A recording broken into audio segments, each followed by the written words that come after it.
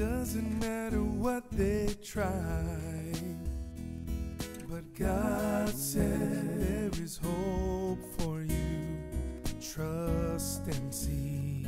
Hope TV. Don't give up. There is peace of mind for you to find.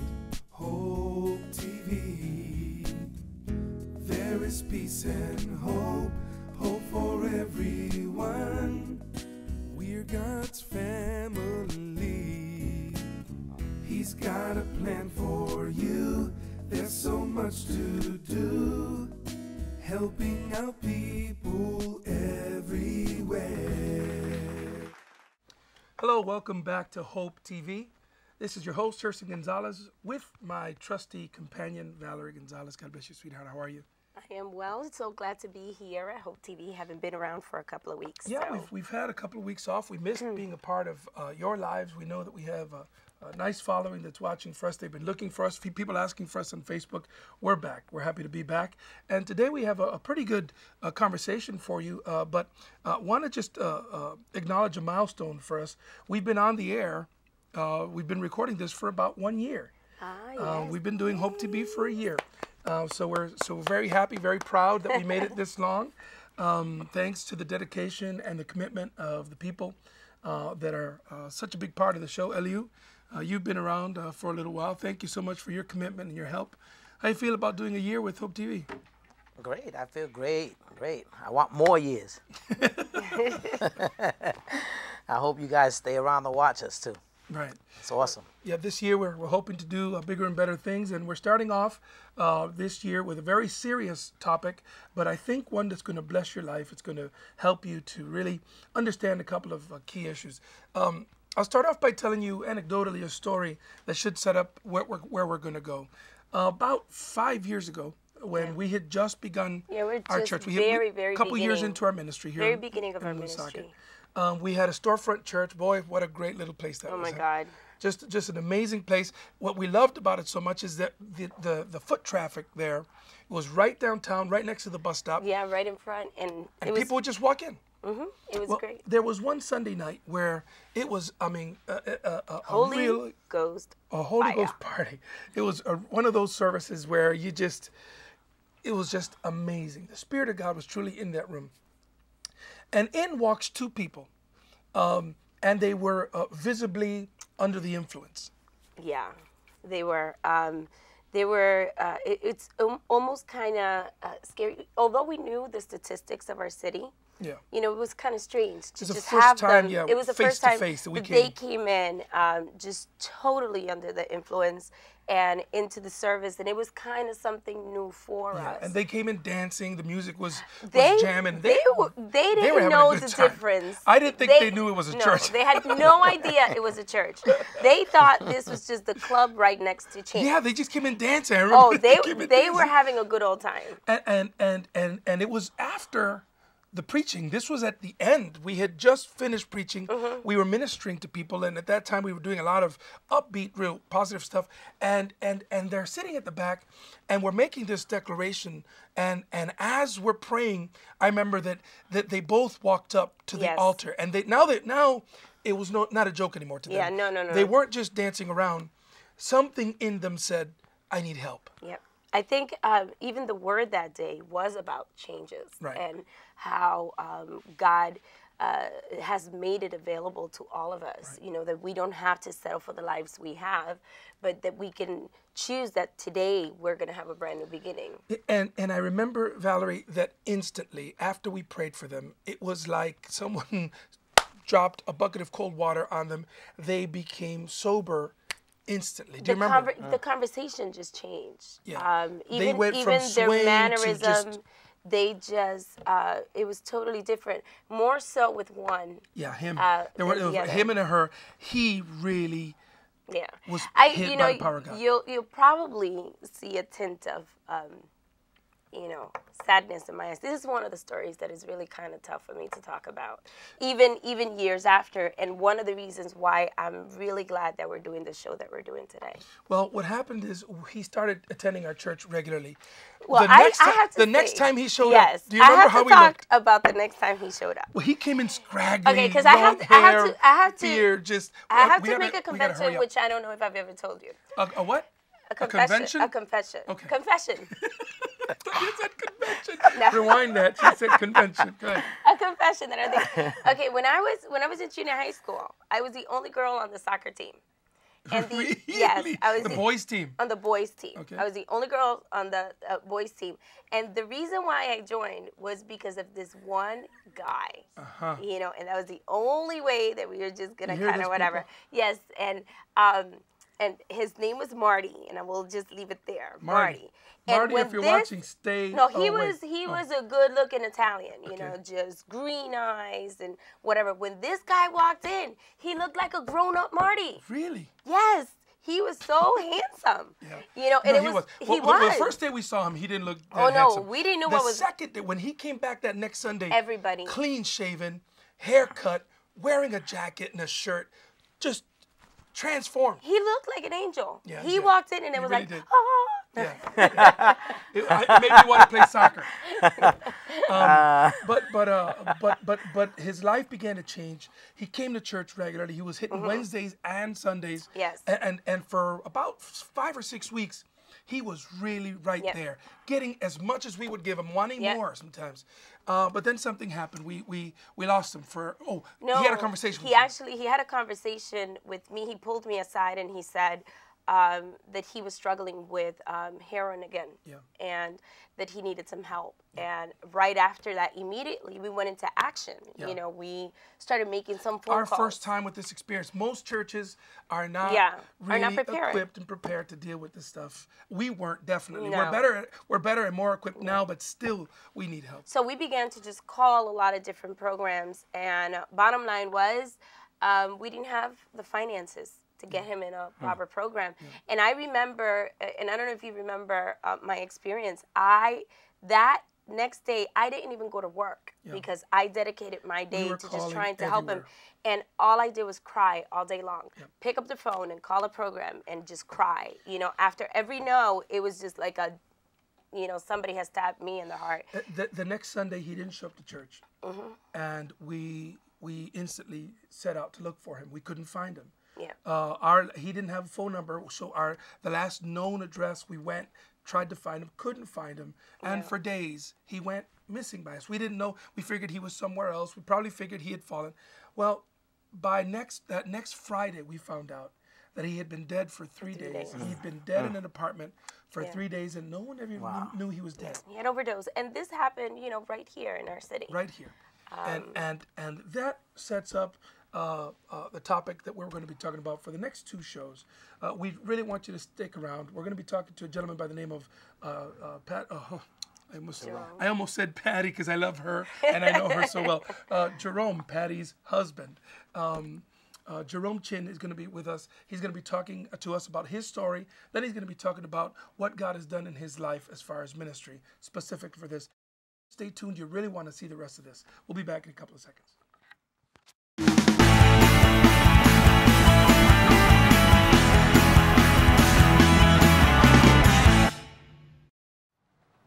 Welcome back to Hope TV, and as promised, we have Jerome Chinn with us today, and we're just going to get to know a little bit about his story.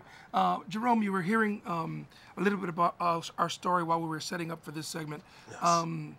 How did that make you feel when you were listening to our experience?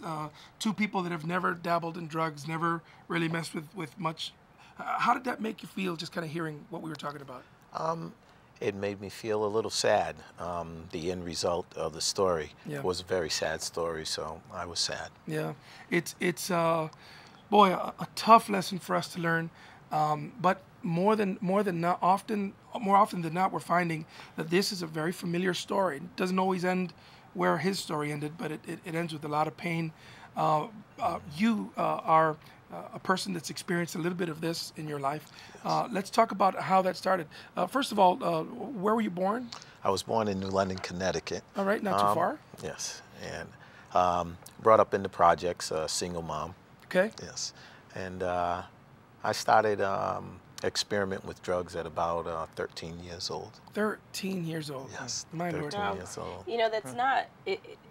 We think of our son is 12. Our son is 12. I know that's exactly where I was going. We think about it, and for me, my 12-year-old son is still my baby. You know, but dealing with, especially this city where the city we live in, that it's very largely composed of single-parent homes. Yeah. We find that kids are finding and beginning to deal with drugs at a lot younger rate.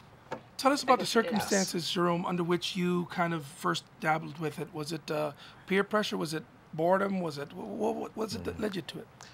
Well, for me, it was some of my friends had tried some drugs and little smoking and drinking, and it was fun for us. We were sneaking out on the back staircase, and we would take and we'd smoke a cigarette, and then that led to drinking a little alcohol, and eventually we started smoking weed, and that moved to selling weed at an early age. About 14 years old, probably started selling marijuana. Wow. So you're now your mom oblivious to all of this?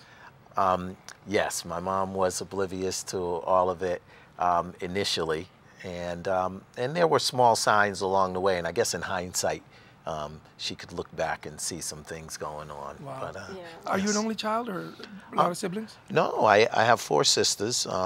One of my sisters wasn't brought up in our household. She stayed down south. That was where my mom was from, and 3 sisters of myself, and I was the youngest of two of my sisters were older than me, and then I had one younger sister. Now, only boy. Were the sisters at all involved in any of this? Did they know what was going on and try to hook you up and not tell mom? No idea? No. All my sisters did well. They didn't get involved in drugs. Wow. And they didn't know you were messing around with it. I guess eventually, the family started finding out. Sure. Yeah, slowly. So you started out with cigarettes, and for anybody to think that that's no big deal, boy, cigarettes is what they call one of those entry. Yes, it's a gateway drug. It's a gateway drug. Yes, cigarettes, marijuana is a gateway drug. But nonetheless, they're both drugs. They're both destructive. They both physically will damage you, and also psychologically. It's funny to hear you mention and refer to a cigarette as a drug. Most people don't, because it's legal, because you can buy it at any store. They don't call it as a drug. You consider it a drug. Yes, I do consider it a drug. Nicotine is a drug, and not only that, it's destructive. It destroys you. It gives you lung cancer. It can give you different cancers and emphysema and things like that. So, cigarette is a drug, and it's addictive. It's addictive, and it affects not just your body, but anybody that is in your surrounding. Yes. You know, so you don't have to make the choice of actually taking the cigarette and actually putting it in your mouth, but it affects those around. Do you think that sometimes you get into this at a young age because you want to fit in?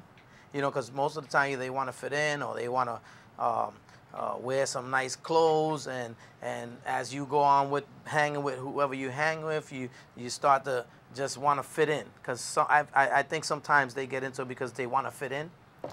Yes, definitely. It was something that all of us did as a group. It was what the group was doing, and so my peers were doing it, and I was doing it too. It was something we did together, and it seemed to be something that we had in common that kept us together. So we'd party and act crazy. And after a year, you started moving it. You started selling it.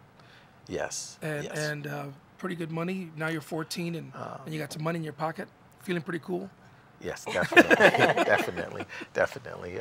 Well, and also, I don't know if just the money part of it at 14, but money was definitely a plus. But one part was that it brought attention that you were leading something, you were in charge of something, and people wanted you for something. So it was that. That was there. Felt like also. You had power, huh? Definitely, definitely. It helped your self-esteem in a sense. So I can, you know, just hearing from the beginning of something like this, and even hearing that some of this motivation is just that leadership. Because I think many young people feel that they're important, that they have something to say, and whatever audience they can get and whatever venue they can exercise that power, they will really take advantage of it. But in order to do that, you begin to have some changes in your personality, maybe. You know, what kind of signs, you know, because I'm a mother. So as a mother, my first question is, you know, what are some of the changes that you go through that now you can say to a parent, you know, these are some of the things that you need to look out for. These are some of the signs. You referenced to it. Now, in hindsight, there might have been signs. What were those? Yes. Some of the signs will be, say, secretive phone calls, possibly isolating, a change of crowds that you hang with, starting to skip school, you know, not being able to go to school a lot. And if it's at an older age, it might be not holding down the job well, attendance problems, getting up. You know, then there's the more obvious ones when you look at someone's face and their eyes may have the dark rings around the eyes, or bloodshot eyes, pen pupils. There might be the itching of the arms and so forth, and scratching and so forth, or rubbing the arms a lot. And that's with opiates a lot of times, the itching, or bug-eyed, you know. So now you're 14, you're selling drugs. Life is kind of pretty cool. You're popular. Everybody's knowing your name. Yes. When did you first start to see that this could be a problem? Did you know it while you were that young, or did it take you a little while to find out that it was a problem? It took me a while to realize that it was a problem. For a while, it was taking care of the things that I needed. It seemed to meet my needs. It helped me fit in with the crowd. Sure. We were having the fun. And then, eventually, it began to work on the relationships. Wow. And so you started to experience in your life, did you feel like you were losing control? Did you feel like it had you more than you had it? Maybe toward the end. Yes, as I got older, I'd say about 5 years into doing it, possibly. That's when things seemed to get out of control. I was older, so I began, you know, arrests started happening, stealing things were going on. Did you finish school, so high school? forth. No, I didn't finish school. I dropped out of school.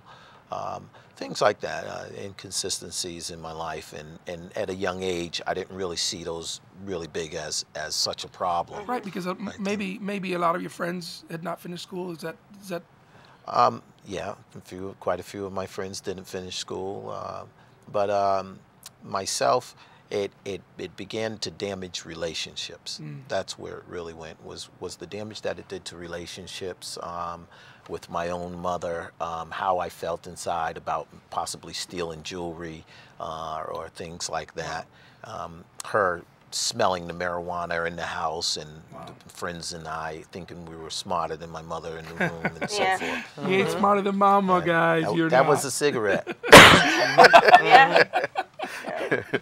Wow. You know, this is a world that I can sort of live vicariously through you.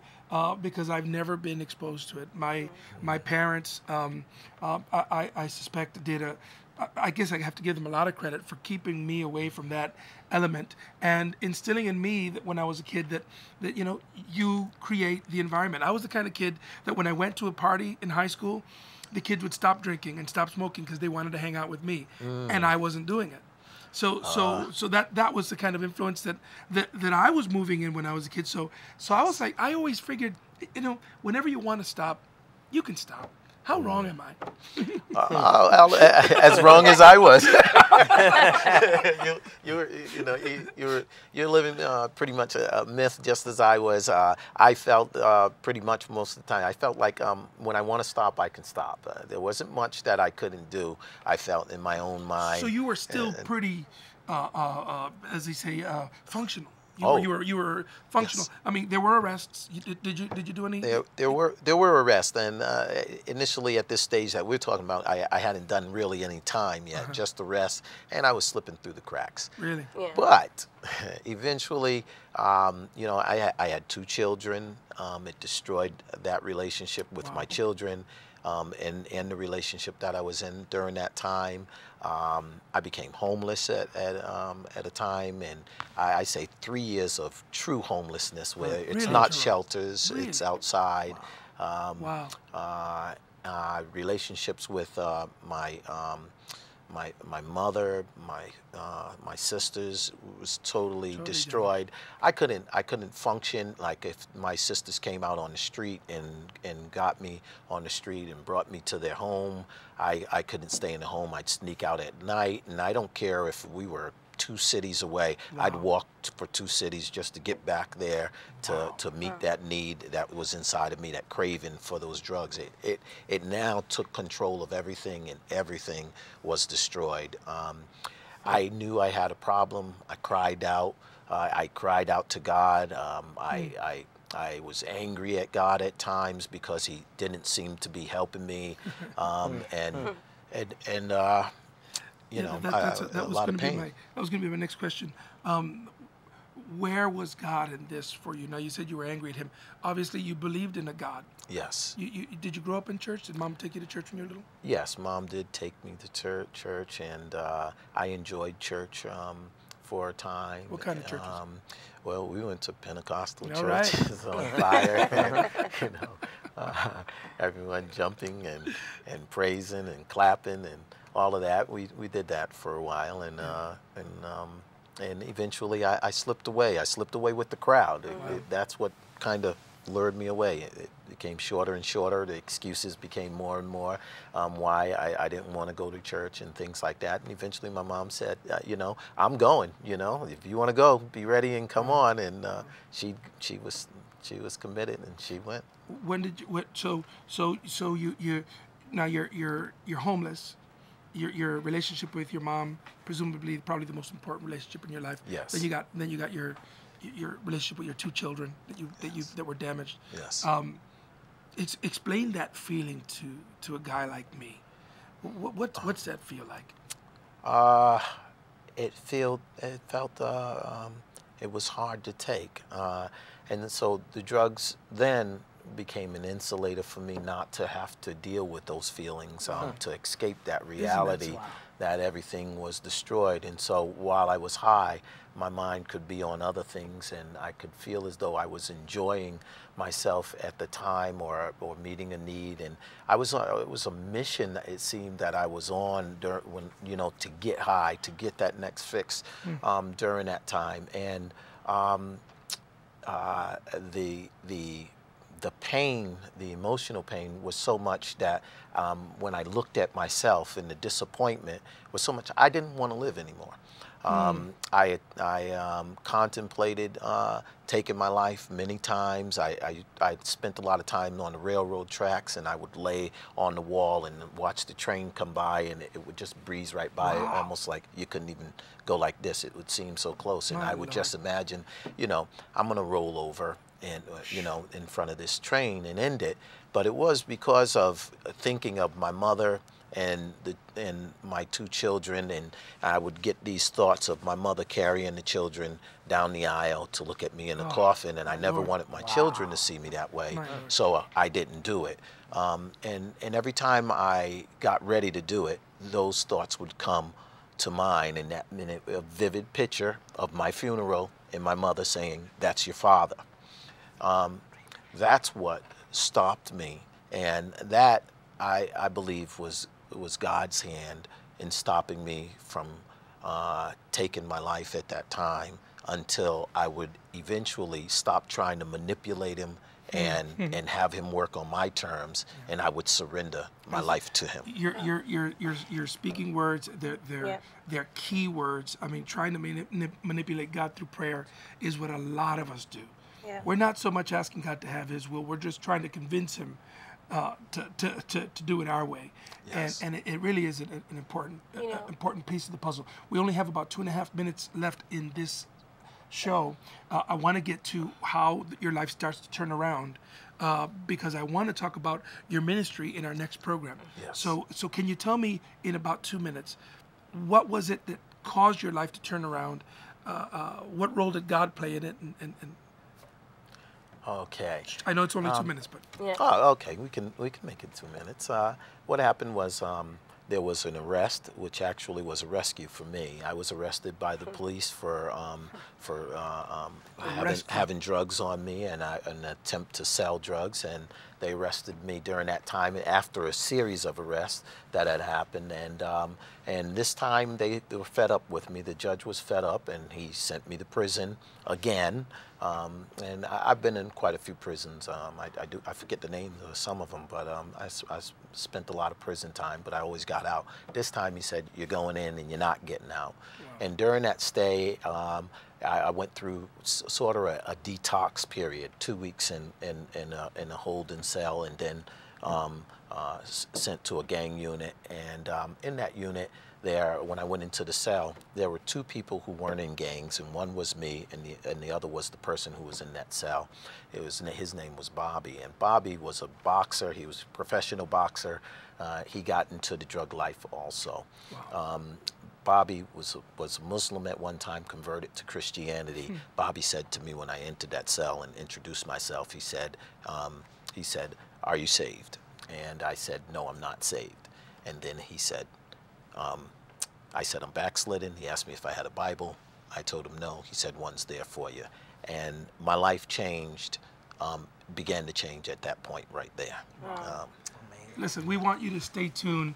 We want you to tune in next week. Do not miss next week's program. I really wish that we had more time to talk about this part of it, but stay tuned. Next week, you're going to hear the rest of this story. All the information for how to reach him and his ministry is under the screen right now. If you know someone that's in need, don't hesitate to call.